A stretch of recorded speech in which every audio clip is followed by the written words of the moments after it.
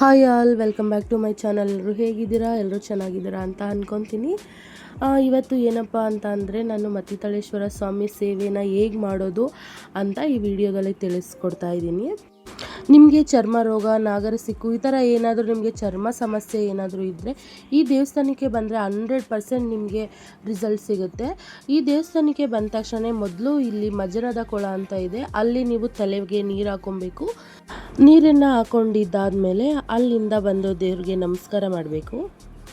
ಮೊದಲು ಇಲ್ಲಿಂದನೇ ಪೂಜೆ ಪ್ರಾರಂಭ ಆಗುತ್ತೆ. ಇಲ್ಲಿ ಕರ್ಪೂರ ಎಲ್ಲ ಹಚ್ಚಿ, ಕುಂಕುಮ ಎಲ್ಲ ಹಾಕಿ, ಗಂಧಕಡ್ಡಿ ಹಚ್ಚಿ ದೇವರಿಗೆ ನಮಸ್ಕಾರ ಮಾಡಿಬಿಟ್ಟು ಇಲ್ಲಿಂದಾನೇ ಮುಂಚೆ ಎಲ್ಲನೂ ಕೂಡ ಉಳ್ಸೇವೆ ಮಾಡ್ಕೊಂಡು ಹೋಗ್ತಾಯಿದ್ರು.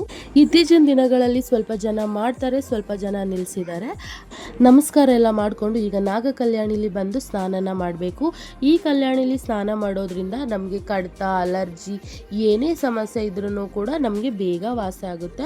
ಇಲ್ಲಿ ನಾರ್ಮಲ್ ಆಗಿ ಬಂದವರು ಕೂಡ ಸ್ನಾನ ಮಾಡ್ತಾರೆ. ಇವಾಗ ನಾವು ಅರ್ಕೆ ಮಾಡ್ಕೊಂಡಿದ್ರು ಮಾಡ್ಬೋದು, ಈಗ ಚರ್ಮ ಸಮಸ್ಯೆ ಇರುತ್ತಲ್ಲ ಆ ಥರ ಇದ್ರೂ ಕೂಡ ಮಾಡ್ಬೋದು. ಇವಾಗ ಸುಮ್ಮನೆ ದೇವ್ರನ್ನ ನೋಡ್ಕೊಂಡು ಹೋಗೋಕೆ ಬಂದವರು ಕೂಡ ಇಲ್ಲಿ ಸ್ನಾನ ಮಾಡ್ಕೊಂಡು ಹೋಗ್ತಾರೆ. ಇವಾಗ ನಾವು ದೇವರಿಗೆ ತನಿ ಎರಿಯಕ್ಕೆ ಹೋಗಬೇಕು. ಇದಕ್ಕೆ ನಾವು ಹಾಲು ಮತ್ತು ಬೆಣ್ಣೆನ ಹಾಕಿ ಇಲ್ಲೇ ಇಟ್ಟಿರ್ತಾರೆ, ಮಾರ್ತಾ ಇರ್ತಾರೆ. ಇಲ್ಲ ಅಂತಂದರೆ ನೀವು ಮನೆಯಿಂದನೂ ಕೂಡ ತರ್ಬೋದು. ಮನೆಯಿಂದ ತಂದರೂ ಓಕೆ, ಇಲ್ಲ ಅಂತಂದರೆ ನಿಮಗೆ ಅಲ್ಲಿ ತರೋಕ್ಕಾಗಿಲ್ಲ ಮನೆಯಿಂದ ಅಂತಂದರೆ ಇಲ್ಲೇ ದೇವಸ್ಥಾನದಲ್ಲೇ ಕೂಡ ನಿಮಗೆ ಸಿಗುತ್ತೆ. ಇವಾಗ ಅದನ್ನು ತೊಗೊಂಡು ಬಂದು ದೇವರಿಗೆ ನಮಸ್ಕಾರ ಮಾಡಿಕೊಂಡು ಫಸ್ಟು ದೇವರಿಗೆಲ್ಲ ಪೂಜೆ ಮಾಡಬೇಕು. ಇಲ್ಲಿ ಎಷ್ಟೊಂದು ನಾಗರಿಕಲ್ಲಿದೆ ನೋಡಿ. ಮಕ್ಕಳಿರುವಂಥ ಪ್ರತಿಯೊಂದು ಕುಟುಂಬದವರು ಇಲ್ಲಿ ಬಂದಂಥ ಎಲ್ಲರೂ ಕೂಡ ತನಿಯನ್ನು ಎರಿತಾರೆ. ಯಾಕಪ್ಪ ಅಂತ ಅಂದರೆ ಮಕ್ಕಳಿಗೆ ಮುಂದೆ ಯಾವುದೇ ನಾಗದೋಷ ಮತ್ತು ನಾಗರ ಆಗದೇ ಇರಲಿ ಅಂತ ಹೇಳ್ಬಿಟ್ಟು ಇಲ್ಲಿ ತನಿನ ಎರಿತಾರೆ. ಹುತ್ತಕ್ಕೆ ನಾವು ತಂದಿರುವಂಥ ಹಾಲು ಬೆಣ್ಣೆನ ಹಾಕಬೇಕು. ಹಾಕಿ ಸುತ್ತ ಎಲ್ಲ ದೇವ್ರಿಗೂ ಕೂಡ ಹಾಕ್ಕೊಂಡು ಬರಬೇಕು. ಇಲ್ಲಿ ಸಂತಾನ ಬಗ್ಗೆ ಇಲ್ಲ ಅಂತಂದರೆ ಮಕ್ಕಳಾಗದೇವರು ಕೂಡ ಅರ್ಕೆ ಹೊತ್ಕೊಂಡ್ರೆ ಇಲ್ಲಿ ಮಕ್ಕಳು ಕೂಡ ಆಗುತ್ತೆ. ಅಷ್ಟು ನಂಬಿಕೆ ಕೂಡ ಇದೆ ಇಲ್ಲಿ. ಈ ದೇವರು ಅಷ್ಟು ಸತ್ಯವಂತ ದೇವರು. ಈಗ ತನಿ ಎಲ್ಲ ಎದ್ದಿದ್ದಾದಮೇಲೆ ಇವಾಗ ಆಚೆ ಬರ್ತಾ ಬಸವಣ್ಣಂಗೆ ಹಾಗೆ ಕೈ ಮುಕ್ಕೊಂಡು ಆಶೀರ್ವಾದ ತೊಗೊಂಡು ಇವಾಗ ದೇವಸ್ಥಾನಕ್ಕೆ ಹೋಗಿ ಪೂಜೆ ಎಲ್ಲ ಮಾಡಿಸ್ಕೊಂಡು ಬರಬೇಕು. ಹಾಗೆ ದೇವ್ರ ದರ್ಶನ ಮಾಡಿ ಮತ್ತಿತಳೇಶ್ವರ ಸ್ವಾಮಿ ದೇವರು ನಿಮ್ಮೆಲ್ಲರಿಗೂ ಒಳ್ಳೇದು ಮಾಡಲಿ. ದೇವರಲ್ಲಿ ನಂಬಿಕೆ ಇಟ್ಟು ನೀವು ಅಂದ್ಕೊಂಡಿದ್ದೆಲ್ಲ ಬೇಡ್ಕೊಳ್ಳಿ, ಅಂದ್ಕೊಂಡಿದ್ದೆಲ್ಲ ಆಗಲಿ ಅಂತ 3 ವಾರ 5 ವಾರ 9 ವಾರ ಈ ಥರ ದೇವ್ರನ್ನ ಮಾಡ್ತಾರೆ. ನೀವು ಕರೆಕ್ಟಾಗಿ ದೇವ್ರಿಗೆ ಭಕ್ತಿಯಿಂದ ಮಾಡಿದ್ರೆ ನಿಮಗೆ ಬೇಗನೆ 21 ದಿವಸಕ್ಕೆ ಈ ಥರ ಎಲ್ಲ ವಾಸಿ ಆಗಿಬಿಡುತ್ತೆ. ನೀವು ಕರೆಕ್ಟಾಗಿ ಮಾಡಿಲ್ಲ ಅಂತಂದರೆ 6 ತಿಂಗಳು ವರ್ಷ ಆದರೂ ಕೂಡ ವಾಸಿ ಆಗಲ್ಲ. ಈಗ ಅಡುಗೆ ಮಾಡೋಕ್ಕೆ ರೆಡಿ ಮಾಡ್ಕೋತಾ ಇದ್ದೀವಿ. ಅಂದರೆ ಅಡುಗೆ ನೀವು ಏನು ಬೇಕಾದರೂ ಮಾಡ್ಬೋದು.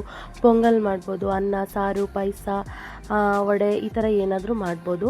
ನಿಮಗೆ ವಡೆ ಎಲ್ಲ ಮಾಡಬೇಕು, ಅನ್ನ ಸಾರು ಮಾಡೋಕ್ಕೆ ಕಾಯಿ ರುಬ್ಕೋಬೇಕು ಅಂತಂದರೂ ಕೂಡ ನಿಮಗೆ ರುಬ್ಬೋ ಕಲ್ಲು ಕೂಡ ಅಲ್ಲೇ ಇರುತ್ತೆ. ನೀವೇನು ಸೌದೆ, ಒಲೆ ಎಲ್ಲನೂ ಅಲ್ಲೇ ಇರುತ್ತೆ.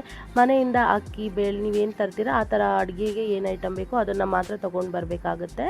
ನೀವು ಮನೆಯಿಂದ ಕೂಡ ಈಗ ವಡೆ ಮಾಡ್ತೀನಿ ಅಂತ ಹೇಳ್ಬಿಟ್ಟು ಮನೇಲೇ ಬೇಳೆ ಎಲ್ಲ ಆಡಿಸ್ಕೊಂಬರೋದು ಆ ಥರ ಏನೂ ಮಾಡಬಾರ್ದು. ಅಲ್ಲೇ ದೇವಸ್ಥಾನದಲ್ಲೇ ಆಡಿಸ್ಕೊಂಡು ಅಲ್ಲೇ ಮಾಡಬೇಕು. ಇವಾಗ ನಾವು ಪೊಂಗಲ್ನ ಮಾಡ್ಕೊತಾ ಇದ್ದೀವಿ. ಪೊಂಗಲ್ನ ಮಾಡಿ ಇವಾಗ ದೇವ್ರಿಗೆ ಫಸ್ಟು ನೈವೇದ್ಯಕ್ಕೆ ಇಡಬೇಕು. ಎಲ್ಲಿ ದೇವ್ರಿಗೆ ನೈವೇದ್ಯ ಇಡಬೇಕು ಅಂತ ಅಂದರೆ ಮತ್ತಿ ಮರದ ಕೆಳಗಡೆ ನೈವೇದ್ಯಕ್ಕೆ ಇಡಬೇಕು. ಫಸ್ಟು ದೇವರಿಗೆ ಯಾಕಪ್ಪ ಅಲ್ಲೇ ಇಡಬೇಕು ಅಂತ ಹೇಳಿದ್ರೆ ಈ ಮತ್ತಿ ಮರದ ಕೆಳಗಡೆನೇ ದೇವರು ಉದ್ಭವ ಆಗಿರೋದು.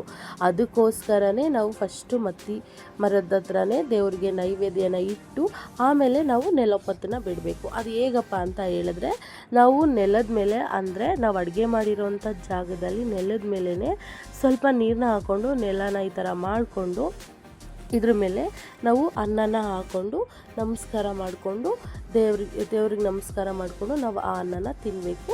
ಮೇಲೆ ಎಲ್ಲ ನೀಟಾಗಿ ಅನ್ನನ ತಿಂದು ಕೆಳಗಡೆ ಅಲ್ಲೇ ಬಿಡಬೇಕು. ಯಾಕೆ ಈ ಥರ ಮಾಡಬೇಕಂತ ಹೇಳಿದ್ರೆ ಸ್ವಾಮಿ ನೆಲದಿಂದನೇ ಉದ್ಭವ ಆಗಿರೋದ್ರಿಂದ, ನೆಲದಲ್ಲೇ ನೆಲೆಸಿರೋದ್ರಿಂದ ದೇವರಿಗೆ ನೆಲೊಪ್ಪತ್ತು ಮಾಡೋದು ಅಂತಂದರೆ ತುಂಬಾ ಇಷ್ಟ. ಅದಕ್ಕೋಸ್ಕರ ನಾವು ಈ ಥರ ನೆಲೊಪ್ಪತ್ತನ್ನ ಮಾಡಬೇಕು. ಈ ಸೇವೆನ ಮಾಡೋಕ್ಕೂ ಮುಂಚೆ ನೀವು ಅವತ್ತೊಂದು ದಿವಸ ಏನೂ ತಿಂದಿರಬಾರ್ದು. ಬೆಳಿಗ್ಗೆಯಿಂದ ಏನೂ ತಿನ್ನಬಾರ್ದು. ನೀವು ದೇವ್ರ ಪ್ರಸಾದ ಅಷ್ಟೇ, ದೇವ್ರ ಪೂಜೆ ಎಲ್ಲ ಮುಗಿಸಿ ತಿನ್ನಬೇಕು. ಎಲ್ಲ ಆದಮೇಲೆ ದೇವಸ್ಥಾನ ಒಳಗಡೆ ಹೋಗ್ತಿರಲ್ಲ ಅಲ್ಲೇ ನಿಮಗೆ ಚಕ್ಕೆ ಪುಡಿ ಮತ್ತು ಉದ್ದಿನ ಮಣ್ಣು ಅಂತ ಕೊಡ್ತಾರೆ. ಅದನ್ನು ನೀವು ಕೊಬ್ಬರಿ ಎಣ್ಣೆಗೆ ಹಾಕ್ಬಿಟ್ಟು ಎರಡನ್ನೂ ಮಿಕ್ಸ್ ಮಾಡಿಕೊಂಡು ಕೊಬ್ಬರಿ ಎಣ್ಣೆಲಿ ಅದನ್ನು ಕಲಿಸ್ಕೊಂಡು ನೀವು ಎಲ್ಲೆಲ್ಲಾಗಿದೆ ಅಲ್ಲೆಲ್ಲ ಹಚ್ಕೊಂಡು, ಅಂದರೆ ನೈಟ್ ಹೊತ್ತು ಹಚ್ಕೋಬೇಕು. ಹಚ್ಕೊಂಡು ಬೆಳಿಗ್ಗೆ ಎದ್ದು ನೀವು ಸೀಗೆಕಾಯಿ ಮತ್ತು ಕಡಲೆ ಹಸಿಟ್ಟಲ್ಲಿ ಸ್ನಾನ ಮಾಡಬೇಕು. ಸೋಪ್ ಯಾವುದನ್ನು ಯೂಸ್ ಮಾಡಬಾರ್ದು. ಹಂಗೆ ಮಾಡೋದ್ರಿಂದ ನಿಮಗೆ ಬೇಗನೆ 21 ದಿವಸ ಅಥವಾ ನಿಮ್ಗೆ 3 ವಾರ 2 ವಾರ 1 ವಾರ ಈ ಥರ ಬೇಗನೆ ವಾಸಿ ಆಗಿಬಿಡತ್ತೆ. ನಿಮಗೆ ಇನ್ನೂ ಜಾಸ್ತಿ ಇನ್ಫಾರ್ಮೇಷನ್ ಬೇಕು, ನಿಮಗೆ ಬೇರೆ ಥರ ನಾಗದೋಷ ಈ ಥರ ಎಲ್ಲ ಪರಿಹಾರ ಮಾಡ್ಕೋಬೇಕಂತ ಇದ್ದರೆ ನೀವು ದೇವಸ್ಥಾನಕ್ಕೆ ಬಂದು ದೇವಸ್ಥಾನದ ಒಳಗಡೆ ಅರ್ಚಕರು ಇರ್ತಾರಲ್ಲ ಅವ್ರನ್ನ ಕೇಳಿದ್ರೆ ಅವರೇ ನಿಮಗೆ ಎಲ್ಲ ಮಾಹಿತಿನೂ ಕೊಡ್ತಾರೆ. ನೀವು ಇಲ್ಲಿ ಬಂದು ದೇವ್ರಿಗೆ ಇಷ್ಟು ಮಾಡಬೇಕು, ಇಷ್ಟು ಮಾಡಿದ್ರೆ ನೀವು ದೇವ್ರ ಸೇವೆನ ಮಾಡ್ದಂಗೆ. ಈ ಅಡ್ರೆಸ್ಸು ನಿಮಗೆ ಎಲ್ಲಿ ಬರುತ್ತೆ ಅಂತ ಹೇಳಿದ್ರೆ ಮಳವಳ್ಳಿ ತಾಲೂಕು ಮಂಡ್ಯ ಜಿಲ್ಲೆ ಕಲ್ಲುವೀರನಹಳ್ಳಿ ಗ್ರಾಮದಲ್ಲಿ ಈ ದೇವಸ್ಥಾನ ಬರುವಂಥದ್ದು. ನಿಮಗೆ ಬರೋಕ್ಕೆ ಗೊತ್ತಾಗಿಲ್ಲ ಅಂತ ಹೇಳಿದ್ರೆ ನೀವು ಮಳವಳ್ಳಿಗೆ ಬಂದು ಅಲ್ಲಿ ಯಾರನ್ನಾದ್ರೂ ಕೇಳಿದ್ರೂ ಅವ್ರು ನಿಮಗೆ ಅಡ್ರೆಸ್ನ ಹೇಳ್ತಾರೆ. ಆಟೋ ಸಿಗುತ್ತೆ, ಆಟೋದಲ್ಲಿ ಬರ್ಬೋದು. ದೇವರು ನಿಮಗೆ ಒಳ್ಳೇದು ಮಾಡಲಿ ಫ್ರೆಂಡ್ಸ್. ಈ ಮಾಹಿತಿ ನಿಮಗೆ ಇಷ್ಟ ಆಗಿದೆ ಅಂತ ಅಂದ್ಕೊತೀನಿ. ಇಷ್ಟ ಆಗಿದ್ದರೆ ಪ್ಲೀಸ್ ಒಂದು ಲೈಕ್ ಮಾಡಿ, ಶೇರ್ ಮಾಡಿ, ಸಬ್ಸ್ಕ್ರೈಬ್ ಮಾಡಿ, ಹೀಗೆ ಸಪೋರ್ಟ್ ಮಾಡ್ತಾಯಿರಿ ಅಂತ ಹೇಳ್ತಾ ಈ ವಿಡಿಯೋನ ಇಲ್ಲಿಗೆ ಎಂಡ್ ಮಾಡ್ತಾ ಇದ್ದೀನಿ. ಬೇರೆ ಏನಾದರೂ ಮಾಹಿತಿ ಬೇಕು ಅಂದರೆ ಕಮೆಂಟ್ ಮಾಡಿ, ನಾನು ನಿಜವಾಗ್ಲೂ ಇದ್ರ ಬಗ್ಗೆ ತಿಳಿಸ್ಕೊಡ್ತೀನಿ. ನನಗೆ ಗೊತ್ತಿರೋವಷ್ಟು ನಾನು ನಿಮಗೆ ಹೇಳಿದ್ದೀನಿ. ಈ ಸ್ವಾಮಿ ವಾರ ಬಂದು ಭಾನುವಾರ ಮತ್ತು ಗುರುವಾರ ಆ ದಿನಗಳಲ್ಲಿ ನೀವು ಸೇವೆನ ಮಾಡಿ. ಮತ್ತು 6 ಗಂಟೆ ಆದಮೇಲೆ ಈ ದೇವಸ್ಥಾನದಲ್ಲಿ ಯಾರೂ ಕೂಡ ಓಡಾಡಲ್ಲ. ಯಾಕಂತ ಅಂದರೆ ದೇವರು ಆವಿನ ರೂಪದಲ್ಲಿ ದೇವಸ್ಥಾನ ಎಲ್ಲನೂ ಕೂಡ ಓಡಾಡ್ತಾರೆ ಅಂತ ನಂಬಿಕೆ. ಆ ನಂಬಿಕೆ ಇವತ್ತಿನವರೆಗೂ ಈ ಜಾಗದಲ್ಲಿ ಸತ್ಯವಾಗಿದೆ. ಯಾರೆಲ್ಲ ಈ ದೇವಸ್ಥಾನಕ್ಕೆ ಬಂದಿಲ್ಲ ಎಲ್ಲರೂ ಬಂದು ಈ ದೇವ್ರ ದರ್ಶನ ಮಾಡಿ ಅಂತ ಕೇಳ್ಕೊತ ಈ ವಿಡಿಯೋನ ಇಲ್ಲಿಗೆ ಎಂಡ್ ಮಾಡ್ತಾ ಇದ್ದೀನಿ.